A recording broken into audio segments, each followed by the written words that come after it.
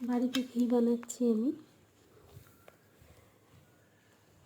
যতটুকু পারি। দোকান থেকে আমার খুব কমই কেনা হয়। বাড়িতে আমি 1 কিলো করে মানে গোয়ালের কাছে দুধ নিই এবং ওখান থেকেই ছানা তুলে রাখি বাটিতে। আমার বাচ্চারা ছানা খায় না, ওই সুবাদেই আমার মানে ঘিটা তৈরি করা, যেহেতু ছানা ওরা খায় না। তো ঘি বোধহয় আমি কত দিন থেকে দোকানের কিনিনি, বাড়িতে যেটা বানানো হয় সেটাই মানে অনেকটাই হয়ে যায় মোটামুটি। বাচ্চাদের খাওয়া প্লাস পরোটা রুটিতে দেওয়া মোটামুটি অনেকটাই হয়ে যায়।